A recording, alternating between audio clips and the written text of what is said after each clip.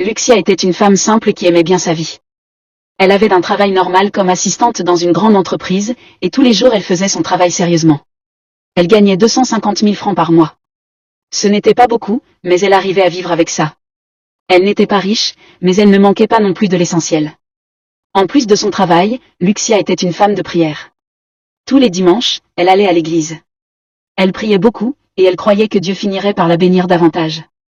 Son quotidien n'était pas extraordinaire, mais elle vivait avec la paix dans son cœur. Un matin, son patron l'appela dans son bureau après une réunion. Lucia était un peu nerveuse, car elle pensait peut-être avoir fait une erreur dans son travail. Elle entra dans le bureau, et son patron la regarda avec un léger sourire. « Lucia, félicitations pour votre travail. Vous êtes sérieuse, appliquée, et nous avons besoin de gens comme vous. » Lucia, un peu gênée, répondit doucement. « Merci monsieur, je fais seulement mon devoir. » Son patron reprit, cette fois avec une voix plus ferme. « Vous savez que la directrice, Madame Claire, est morte récemment. Nous devons trouver une personne pour la remplacer. Après réflexion, nous avons décidé que ce sera vous. » Lucia resta bouche bée. Elle ouvrit grand les yeux et mit quelques secondes avant de réagir. « Moi ? Directrice, demanda-t-elle avec étonnement. « Oui, vous. Vous avez les compétences nécessaires. Ce poste est très important. Et il vient aussi avec beaucoup d'avantages.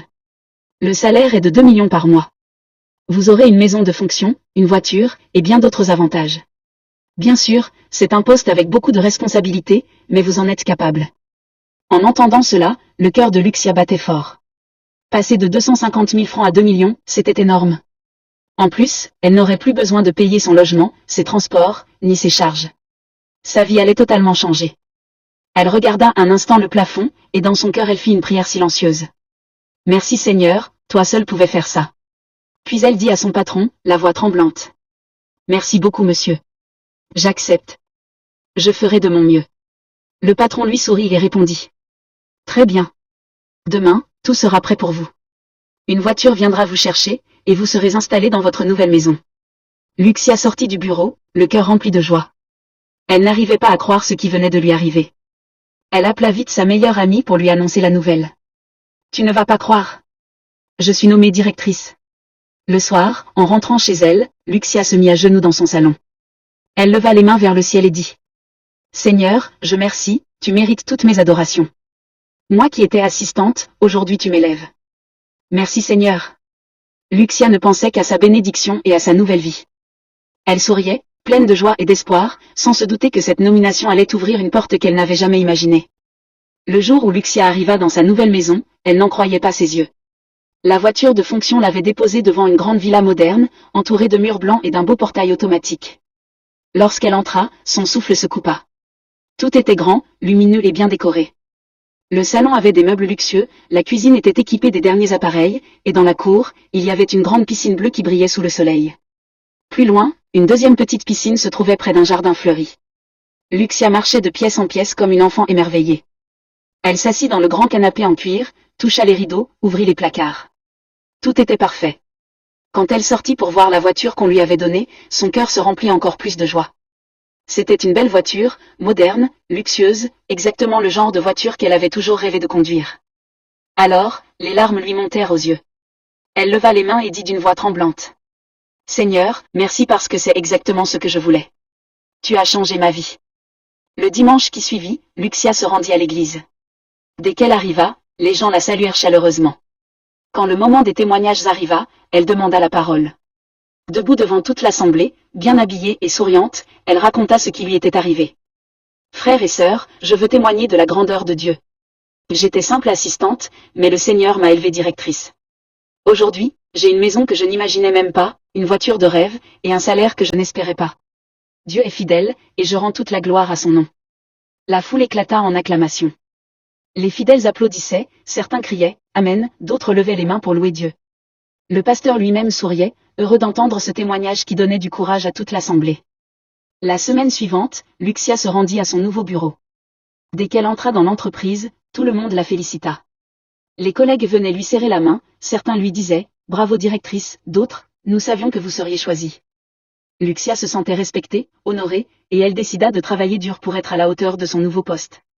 Très vite, elle gagna l'admiration de tous, et même ceux qui doutaient d'elle finirent par reconnaître son sérieux. Le samedi, son seul jour de repos, elle en profitait pour sortir. Elle montait dans sa belle voiture et conduisait à travers la ville, les vitres baissées, sentant le vent sur son visage. Elle aimait aller dans des restaurants chics, goûter à des plats raffinés, s'asseoir dans des endroits élégants où autrefois elle n'aurait jamais osé entrer. Pour elle, c'était ça, la belle vie. Mais peu à peu, quelque chose changea. Avec la distance entre son église et sa maison, avec toutes ses nouvelles responsabilités au travail, Lucia commença à aller de moins en moins à l'église. Au début, elle y allait encore un dimanche sur 2. Puis, cela devint plus rare. De temps en temps, elle appelait son pasteur pour prendre des nouvelles, et elle envoyait sa dîme par transfert mobile. Mais même quand le pasteur lui disait « Ma fille, il faut venir à l'église, ne t'éloigne pas des assemblées », Lucia répondait poliment, mais au fond d'elle, elle n'avait plus la force ni le temps. Sa vie avait changé, et son rythme n'était plus le même. Elle ne savait pas encore qu'en s'éloignant petit à petit de son église, elle ouvrait une porte qu'elle n'aurait jamais voulu franchir. Un jour, alors que Lucia travaillait dans son bureau, son directeur frappa à la porte et entra avec un grand sourire. « Félicitations, Lucia, dit-il. Depuis que tu es directrice, tu motives toute l'équipe. Tu es devenue un exemple pour les autres, et l'entreprise est fière de toi. » Lucia sourit, un peu gênée mais heureuse d'entendre ces paroles. Puis le directeur s'assit en face d'elle, son regard devint plus sérieux. « Mais tu dois savoir une chose. Ici, dans cette société, quand on atteint un certain niveau, il faut appartenir au même cercle que nous. » Lucia fronça les sourcils, surprise. « Comment ça, le même cercle ? Je ne comprends pas. » Il la fixa droit dans les yeux avant de répondre calmement. « Si tu veux garder ton poste et continuer à avancer, tu dois rejoindre notre secte. Si tu refuses, tu quitteras l'entreprise et tu retourneras à ta vie d'avant. » Lucia sursauta. Elle posa ses mains sur le bureau et répondit avec assurance. « Non monsieur, je suis une enfant de Dieu. Tout ce que j'ai aujourd'hui vient de lui, pas d'une secte. Je ne peux pas faire ça. » Le directeur se leva, mais avant de partir, il la prévint d'une voix ferme. « Je comprends ta réaction. Mais réfléchis bien. Je te laisse 2 jours. Si tu acceptes, ton salaire passera à 20 millions par mois. Tu auras du pouvoir sur toute la ville, et même le président te respectera, car lui aussi est dans notre cercle. Réfléchis, Lucia. 2 jours. » Puis il quitta le bureau, laissant Lucia complètement troublée. Le soir, en rentrant chez elle, Lucia marcha lentement dans sa grande maison. Tout semblait beau autour d'elle, mais son cœur était rempli de questions. Elle s'assit dans le canapé, mit sa tête entre ses mains et pensa à voix basse. Est-ce que c'est la bonne chose à faire ? Elle repensa à son ancienne vie. Quand elle n'avait pas d'argent. Quand parfois elle dormait le ventre vide. Quand elle priait pour trouver seulement de quoi payer son loyer. Et maintenant, elle avait tout. Une maison, une voiture, du respect. Elle se mit à imaginer, si je perds ça, que vont dire les gens ? Ils vont se moquer de moi. Ils vont dire que j'ai échoué. Son cœur se serra. Elle pria faiblement, mais son esprit était déjà partagé entre la foi et l'envie de garder cette nouvelle vie. 2 jours passèrent. Le directeur revint la voir. « Alors, Lucia ?» demanda-t-il avec un sourire qui cachait une menace. Après quelques secondes de silence, Lucia soupira et dit d'une voix basse. « J'accepte. » Le directeur frappa dans ses mains et répondit avec enthousiasme. « Très bon choix. C'est la meilleure décision de ta vie. Ce soir, tu resteras ici. Tu finis à 17h, mais tu n'iras pas chez toi. Attends le signal. » À 17h, tous les employés quittèrent l'entreprise. Mais Lucia resta dans son bureau. Les heures passèrent. 18h, 20h, puis 22h. Elle était nerveuse, seule dans le silence du bâtiment. Soudain, une voix étrange résonna dans les couloirs. « Lucia, rejoins les autres dans la salle 666. » Lucia frissonna. Elle n'avait jamais entendu parler de cette salle. Elle marcha, son cœur battant fort, et finit par découvrir une grande porte sombre. En l'ouvrant, elle entra dans une pièce remplie de plusieurs personnes. Certaines travaillaient dans l'entreprise, d'autres étaient des inconnus puissants. On lui remit une robe noire et on lui fit signe de s'asseoir. Tout le monde applaudit. Le directeur prit alors la parole. « Mesdames et messieurs, nous avons une nouvelle parmi nous, Lucia. » Les gens crièrent et frappèrent dans leurs mains. Lucia, tremblante, força un sourire. Après cela, le directeur l'emmena dans une autre pièce, plus sombre encore. Sur une table, il posa un document. « Voici le pacte. Chaque 6 mois, tu devras donner une personne, quand on te dira qui. Si tu refuses, nous ne pourrons pas prendre cette personne.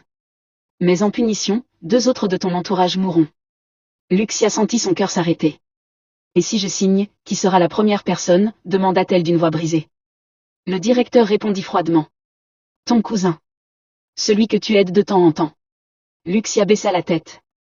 Elle hésita longtemps, puis, les mains tremblantes, elle signa. Cette nuit-là, en rentrant chez elle, elle était vidée. Elle se coucha directement, sans même manger. Le lendemain après-midi, son téléphone sonna. Une voix lui annonça la terrible nouvelle. Madame Lucia, nous avons le regret de vous informer que votre cousin est mort. Lucia laissa tomber son téléphone. Les larmes coulèrent sur son visage. Elle pleura longtemps. Mais c'était trop tard. Elle avait déjà fait le pas, et il n'y avait plus de retour en arrière.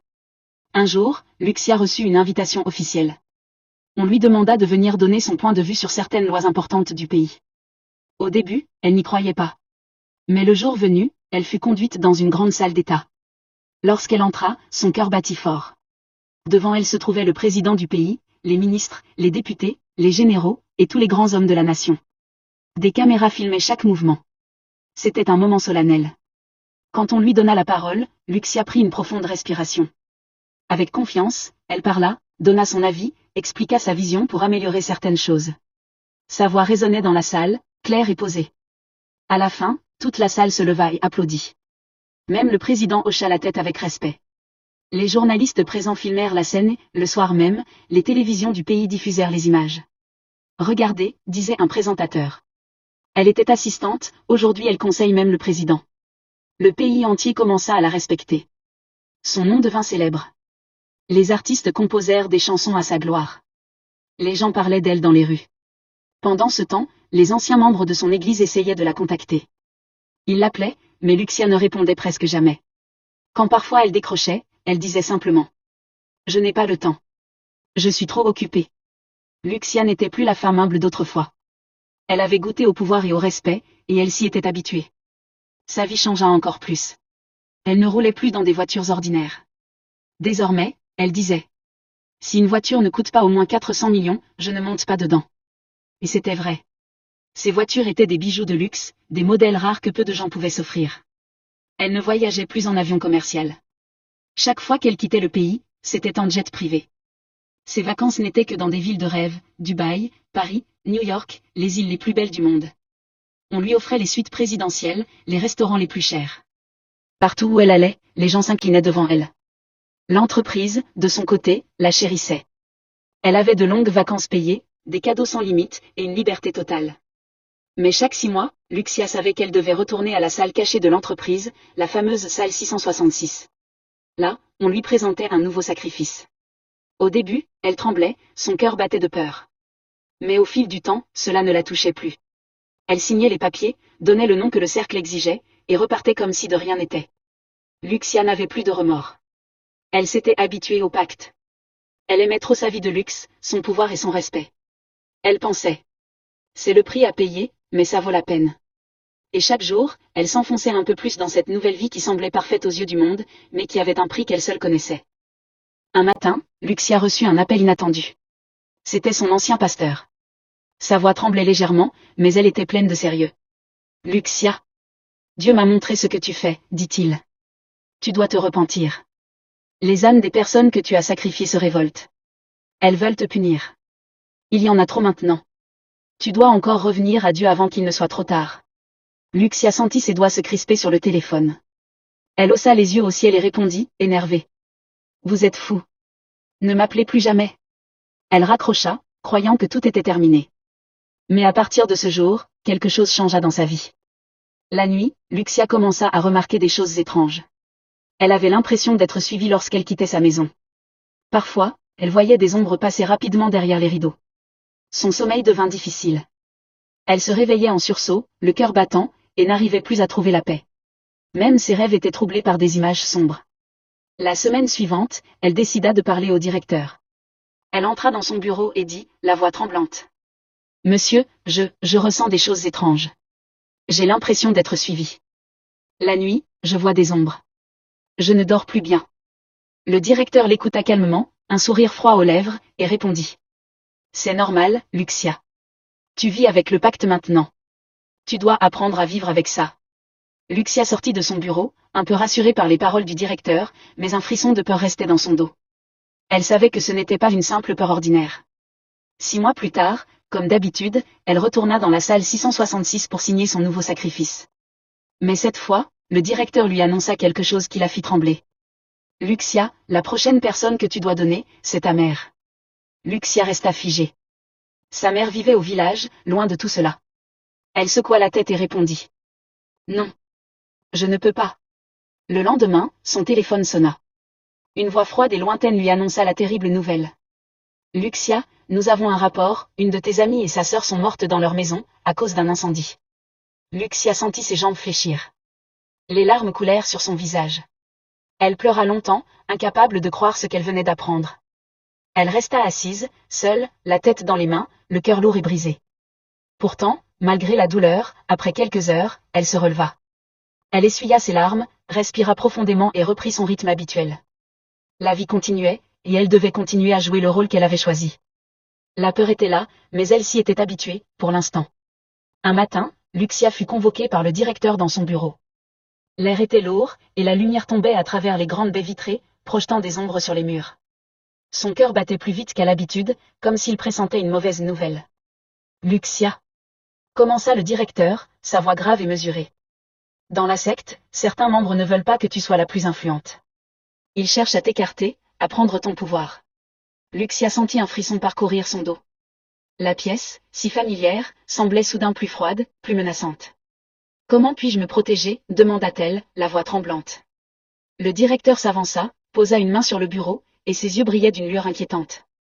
La seule solution, dit-il lentement, c'est de signer un pacte direct avec l'enfer. Tu auras des démons pour te protéger. Mais pour les nourrir, tu devras sacrifier 15 personnes tous les 6 mois. Lucia recula, horrifiée. Elle inspira profondément, tentant de contrôler sa voix. Non, c'est impossible. Le directeur haussa les épaules. Son sourire était froid, presque cruel. Lucia, si tu veux survivre et garder ton pouvoir, c'est la seule option. Cette nuit-là, Lucia rentra chez elle. Sa grande maison, autrefois un symbole de réussite et de gloire, semblait maintenant immense et vide. Elle s'assit sur son canapé, les mains tremblantes, et regarda les lumières de la ville scintiller à travers les fenêtres. Le luxe autour d'elle paraissait dérisoire face à la terreur qui remplissait son cœur. Elle s'endormit, mais son sommeil fut troublé. Dans son rêve, une silhouette familière apparut, son père, qu'elle n'avait pas vu depuis son enfance. Son visage était sérieux, empreint de tristesse, mais sa voix était douce. Lucia, si tu signes ce pacte, tu ne seras plus humaine. Tu deviendras un démon pour de bon. Personne ne pourra plus rien pour toi. Lucia baissa les yeux, ses larmes coulant dans son rêve. Je suis allée trop loin, je ne peux plus revenir en arrière, murmura-t-elle. Son père la regarda intensément, puis poursuivit. Il y a encore un espoir. Si tu te repens sincèrement, si tu abandonnes tout ce que tu possèdes et reviens au Seigneur, tu seras sauvé. Mais tout ce que le diable t'a donné sera repris, et tu recommenceras à zéro. Lucia ouvrit les yeux en sursaut. Son corps était couvert de sueur. Son cœur battait à tout rompre. Les souvenirs de sa gloire, de son pouvoir, de l'admiration du pays entier, défilaient dans son esprit. Elle regarda sa maison, ses voitures, ses vêtements de luxe, et un froid terrible lui traversa l'âme. Après un long moment de silence, elle murmura. Je ne peux pas abandonner. Pas maintenant. Le lendemain, elle se rendit chez le directeur. Ses mains tremblaient en serrant les papiers devant elle. Elle signa le pacte, le cœur lourd, mais déterminée à garder tout ce qu'elle avait construit. 2 jours plus tard, un malaise brutal la frappa. Sa tête tournait, son corps brûlait de fièvre. On l'emmena d'urgence à l'hôpital. Les médecins firent tout ce qu'ils purent, perfusion, examens, médicaments, mais rien ne fonctionna. Son état s'aggravait chaque heure. Les jours passèrent, et malgré tous les efforts, Lucia succomba. Quelques semaines plus tard, la nouvelle se répandit dans tout le pays, Lucia était morte. Le pays entier entra en deuil. Les journaux firent de grands titres. Les télévisions diffusèrent ces images, retraçant sa vie incroyable. Les rues étaient pleines de gens en larmes. Les funérailles furent un événement national, le président, les ministres, les députés, les artistes, tous étaient présents. La ville entière pleurait celle qui avait été, à la fois, symbole de gloire et tragédie. Mais une personne manquait à l'appel. Le directeur. Dans son bureau, il était assis, un verre de whisky à la main. Il leva son verre, sourit et se mit à danser légèrement. Tout le monde pensait qu'il était affecté par la mort de Lucia, mais en réalité, il se réjouissait. Tout ce qu'il avait raconté sur les autres membres de la secte, leur prétendu complot et leur jalousie, était faux. C'était lui, seul, qui avait voulu éliminer Lucia. Elle était devenue trop influente, trop puissante. Elle aurait pu prendre sa place et contrôler l'entreprise. Et maintenant, son plan était accompli. Luxia avait eu tout ce qu'elle désirait, gloire, respect, pouvoir et luxe, mais elle avait payé le prix ultime. Sa mort fut le rappel cruel que certains pactes ne peuvent jamais être rompus, et que derrière la réussite la plus éclatante, se cache parfois l'ombre la plus profonde.